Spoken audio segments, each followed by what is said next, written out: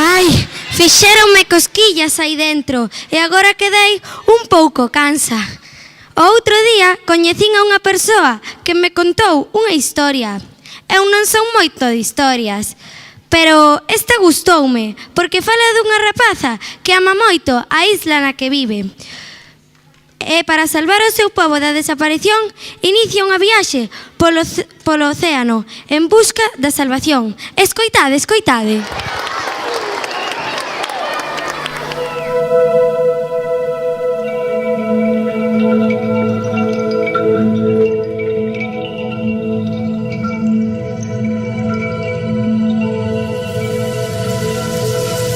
He buscado siempre aquí una respuesta, esperando en la orilla, y no sé muy bien por qué.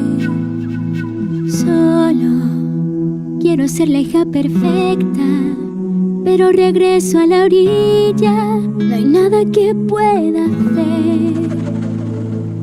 Cada amanecer, cada sensación, cada atardecer, al caer el sol vuelvo a imaginar que hay algún lugar donde debo ir. Veo la línea entre el cielo y el mar enfrente.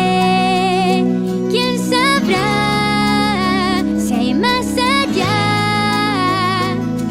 Y si el viento que sopla de cola es fuerte, me llevará.